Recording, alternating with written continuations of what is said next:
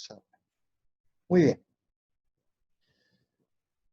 Voy a empezar desarrollando entonces, como les digo, cómo es que se gesta no solamente la organización de un Estado nacional en donde antes no había un Estado nacional, sino también cómo el objetivo de la organización de ese Estado nacional es claramente tener una inserción económica eficaz en el mercado mundial.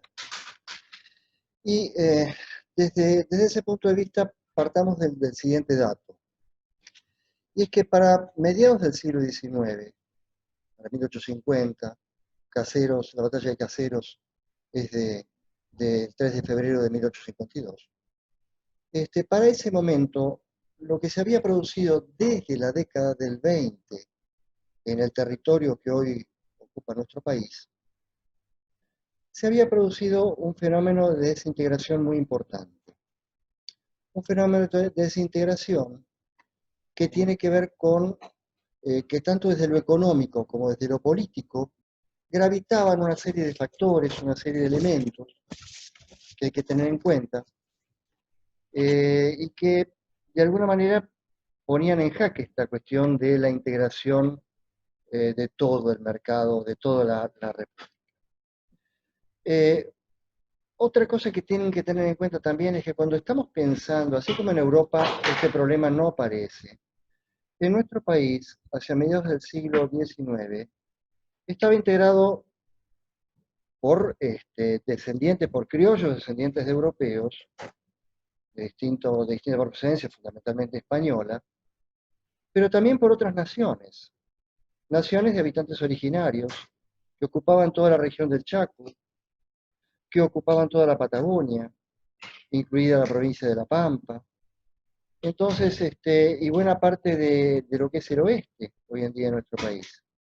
De modo que en ningún caso podemos pensar en una organización o en un modelo de territorio como el que conocemos hoy en día.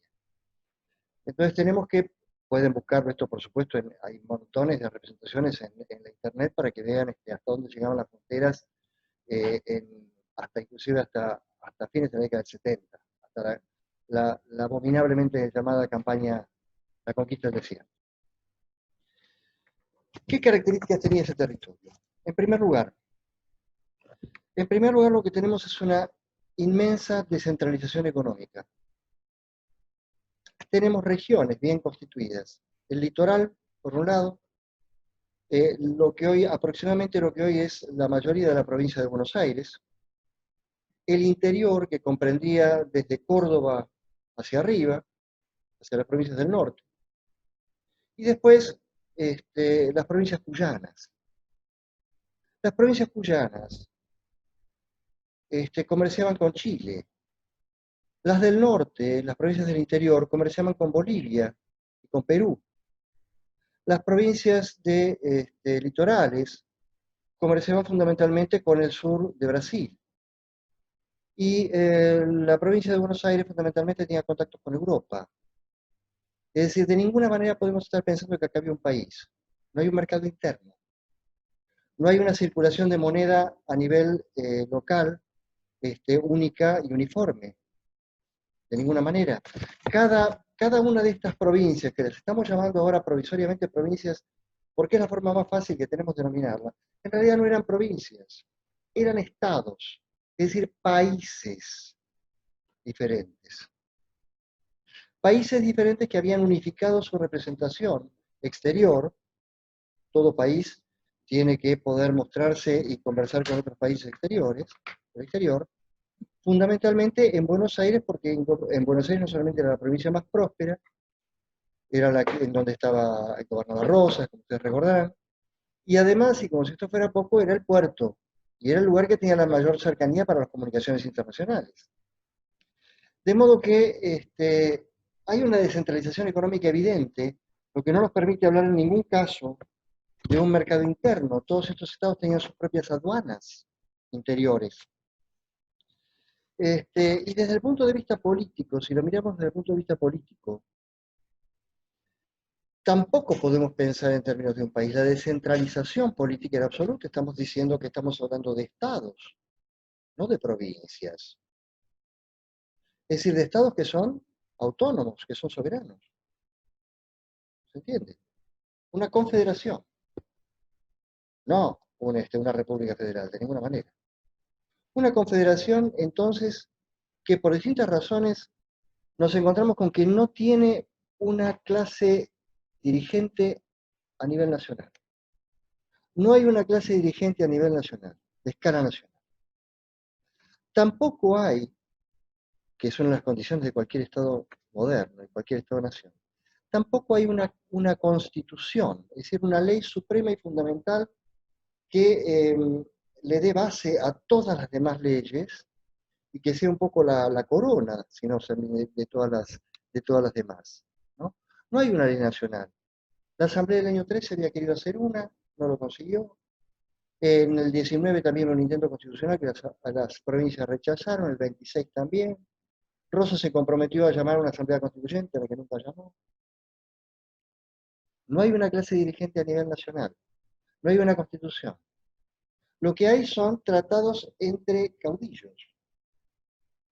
Y que como son los caudillos, las figuras más representativas de cada uno de estos estados, ligan en forma bilateral a estos estados. Para la defensa, o para el ataque, para lo que sea, pero los ligan de esta manera. Entonces, no hay una ley común. ¿Se entiende? No hay un país. Eso empieza a cambiar precisamente a partir de Caseros. Empieza a cambiar a partir de Caseros, ¿no? Y la primera cuestión que tendríamos que tener en cuenta ahí, con Caseros se inicia el periodo, lo que se llama habitualmente el periodo de la formación del Estado Nacional, que después se lo complementa con el de la organización. Ese periodo de formación del Estado Nacional que se inicia con Caseros, una vez que Urquiza ha ganado la batalla de Caseros, va a convocar a los principales representantes de las familias que son las dueñas de las provincias, al pueblo de San Nicolás, para realizar un tratado para armar ese país, para formar ese país. Es decir, es un acuerdo, el Tratado de San Nicolás es un acuerdo interoligárquico, que liga a los dueños del país, que son los que tienen intereses específicos en fabricar un país que hasta ese momento es inexistente. No sé si alcanza a entender exactamente lo que quiero decir, pero pongamos el siguiente ejemplo. Si yo en el año 1820, en el año 1830, le decía a un correntino, ¿cuál es la patria? Ese correntino me iba a contestar, Corrientes por H, amigo. Y si yo le preguntaba a un cordobés, me iba a contestar, Córdoba capital. Ese era el lugar. Entonces no hay argentinidad, eso es una construcción. Una construcción donde primero vemos que se construye el Estado, se forma el Estado, y a partir de la construcción del Estado, es que a los habitantes de ese Estado se los convence de que pertenecen todos a la misma nación. ¿Se entiende bien? Bueno, entonces, esto en primer lugar. Pero en segundo lugar hay que tener atención a un problema muy importante, que es el siguiente. Esta integración al mercado mundial, que ahora se empieza a hacer, esta integración va a tener que hacerse siguiendo un cierto esquema. ¿Por qué? Porque durante los 8 primeros años, en el territorio este pequeño del que estábamos hablando hace un rato, que no conformaba la totalidad del país, pero que era el territorio que estaba habitado por los blancos, el hombre blanco. Ese territorio era un territorio que, a ver cómo lo podríamos decir, que no está integrado nacionalmente, que no está integrado internacionalmente, pero que además estaba dividido a partir de la Constitución del 53 en dos grandes estados, la Confederación Argentina y el Estado de Buenos Aires. Dos países. A esa situación de tensión va a poner fin a la batalla de Pavón el 17 de septiembre del año 1861. Ahora sí, Buenos Aires va a estar dispuesta a unirse a la Confederación. Pero se va a incorporar a la Confederación no como la que fue vencida en Caseros, sino como la que ha vencido en Pavón. Esto hay que entenderlo también. Bueno, ahora bien, este nuevo modelo de país que se va a intentar implementar es un modelo de país que si no se hacen algunos cambios respecto a lo que había pasado desde 1810 en adelante, iba a terminar otra vez en guerras civiles. Entonces la pregunta y el problema de la Constitución de Estado es cómo armarlo, de qué manera armarlo, constituirlo, para que de este modo, entonces, la integración al mercado mundial no significara otra vez un retorno a las guerras civiles. ¿Se entiende? Entonces, para eso se van a poner en marcha distintos tipos de tácticas, ¿no? Para lograr esta estrategia se van a poner en marcha distintos tipos de tácticas. Pero lo más importante de todo esto es entender que la clave para esta situación fue la construcción de un mercado interno. Porque quien va a ligar al país, al mercado mundial, va a ser la producción agropecuaria de la pampa húmeda. Pero ese mercado interno va a tener que existir, un mercado interno que se va a desarrollar en el norte con el azúcar y los derivados del azúcar, y en el oeste con el vino, las frutas y todos aquellos derivados, la oliva y todas aquellas producciones que están vinculadas. Más adelante se van a integrar otras regiones de otra manera, pero la importancia es que vas a tener un mercado de consumo muy grande, muy importante en el litoral, y que entonces ese mercado interno va a tener que ser el soporte económico, pero también político, para poder lograr esa integración. ¿Por qué? Porque ahora nosotros vamos a participar en el mercado internacional. Pero participar, que nosotros podamos participar en el mercado internacional, va a significar también que nosotros dejemos participar en el mercado internacional dentro. ¿Se comprende? Esas son las cuestiones que tienen que ver y que hay que poner en primer lugar para entender el tema de la integración. Bueno, ahora bien, entonces,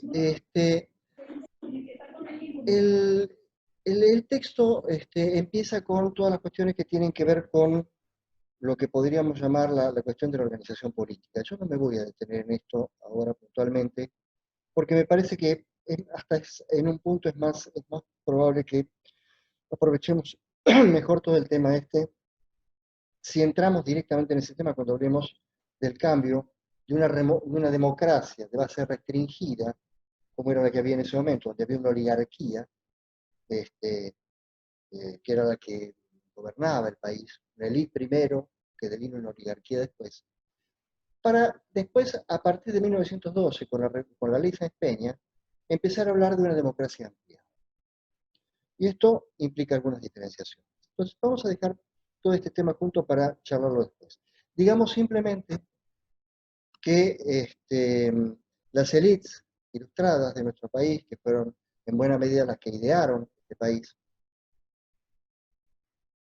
y buscaron los mecanismos para ponerlo en funcionamiento, ese país nuevo del que hablamos, bueno, tenían un sesgo positivista bastante claro.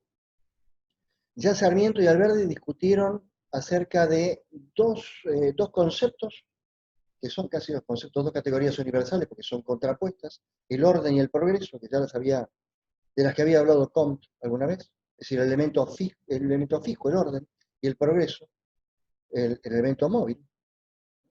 Y ya Sarmiento y Alberdi habían discutido en torno a esta cuestión.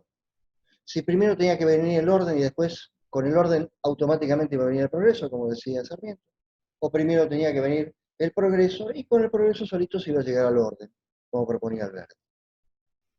En general podríamos decir que lo que sucedió fue una mezcla de las dos cosas, una mezcla de las dos cosas, porque esa primera expansión e integración al mercado mundial vino acompañada de la organización del Estado Nacional. ya desde la década del 60 hasta la década del 80. Ahora, ¿qué mecanismos se pusieron en marcha para que eso pudiera suceder, pudiera funcionar? Bueno, una serie de cambios importantísimos. Yo hablé, en primer lugar, de esta cuestión de la integración del mercado interno y también entonces la creación de un mercado que tiene que ver con la integración de las burguesías provinciales y el desarrollo de las propias actividades económicas dentro de cada provincia, los mercados, el consumo, etcétera, etcétera. ¿Sí? Pero también en un país donde había habido tantas disputas, una modalidad también de tipo represivo. Es decir, la creación de un único ejército que sea el ejército del país, no como antes cada estado tenía su propio ejército. ¿Se entiende? Un solo ejército, que va a ser colocado además en lugares estratégicos para que disuadir a cualquiera de que pueda imaginarse algún conato de rebelión. De todos modos, siguió habiendo levantamientos, siguió habiendo enfrentamientos locales e internacionales. Acuérdense que en la década del 60, del, del 65 al 70 está la guerra del Paraguay, una guerra terrible, terrible que era Argentina una operación tremenda contra un país libre, del cual la Argentina fue cómplice y motor de un verdadero genocidio. Y también se llevó adelante, antes del 80, la famosa, la infame este, campaña o conquista del desierto, ¿no? Que nos está diciendo porque un desierto es un lugar que no tiene habitantes. Si vos tenés que conquistarlo es porque habitantes hay. Entonces, ¿qué eran? Los habitantes originarios de este país, las naciones, los habitantes originarios de este país, ¿qué eran? Animales, no eran seres humanos. Bueno, ahí tenemos también un poquito el tema de la cabecita positivista de la que yo estaba hablando hace un rato. Y cómo se justificaron los genocidios. Bueno, bueno, a esto también tenemos que agregarle la creación de un poder legislativo de alcance nacional, un poder ejecutivo de alcance nacional, un poder judicial de alcance nacional, códigos, leyes, desarrollo material, la red de comunicaciones en la cual no hubiera podido haber, no, de ninguna manera hubiéramos podido acceder a una integración de la que estamos hablando, toda la obra de infraestructura, red de comunicaciones, estoy hablando del ferrocarril y estoy hablando del telégrafo también, se pueden imaginar. Bueno, y también, y por último, y no es un dato menor, esta cosa que yo les decía de poder conseguir que toda la gente comprendiera que éramos todos argentinos.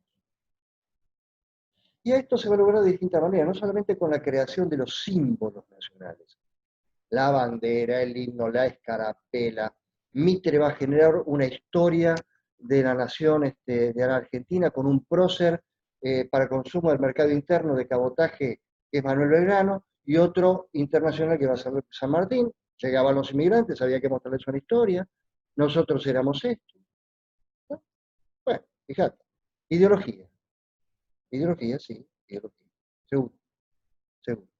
Pero que tiene que ver justamente con esto que estamos diciendo. La creación de los símbolos, el servicio militar, por ejemplo. El servicio militar que va a servir para que un correntino vaya a Catamarca, para que un catamarqueño venga a la provincia de Buenos Aires, para que alguien que esté en la provincia de Buenos Aires vaya a Salta y para que un salteño vaya a Entre Ríos. Es decir, romper con el localismo, mostrar la inmensidad del país, la inmensidad de la variedad que el país tiene. ¿No? Todos estos elementos que estuvieron puestos abonando este camino que decimos de la integración. Ahora bien, cómo se produce esta introducción? Yo simplemente voy a destacar, debo el tiempo que me está quedando, que es muy poquitito, le pido desde ya disculpas a Javier porque le dejo una tarea también bastante ardua, pero calculo que no vamos a ir yendo al ritmo que nos están diciendo que tenemos que ir, porque eso sería someterlos a ustedes a una cosa que las preguntas de esta parte de la guía tampoco me parece que son las mejores que se podrían haber hecho. En cualquier caso vamos a intentar orientarlas y orientarlos para el momento de los parciales. Ustedes conocen seguramente, es muy sabido este asunto de qué es lo que denominamos habitualmente factores de la producción. La tierra, el capital, la fuerza de trabajo, etcétera, que pueden ser traducidos de distinta manera, como recursos naturales, tecnología, etcétera, etcétera. Bueno, yo voy a empezar, cuando empiezo por acá me parece que lo conveniente sería poder empezar por la variable capital, que no voy a poder agotar, pero la variable capital. ¿Por qué? Bueno, porque justamente lo que no había. Tierra había. Y fuerza de trabajo para trabajarla también. Lo que vino después, con la inmigración, fue que lo que se decidió fue no repartir la tierra. Pero eso es una decisión política, no económica. ¿Entiendes? Dijimos que estamos hablando de oligarquías. Bueno, ok. Para 1914, son 500 las familias que son las dueñas de este país y 200 de esas familias son las dueñas de Pampa. Así que fíjense la concentración del poder y de la riqueza. Bueno, acá, entonces, cuando yo voy a hablar de la cuestión esta que tiene que ver con la variable capital, me parece que es importante destacar lo siguiente. Y es que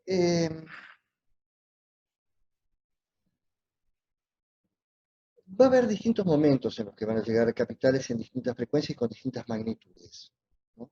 Las magnitudes son crecientes. Eso vamos a explicarlo más adelante. Pero acá quiero explicar una cosa que es algo una frase que me quedó de una vez que leí un libro muy citado, muy conocido en la bibliografía económica argentina, escrito por un canadiense, hace ya muchos años, Henry Ferns.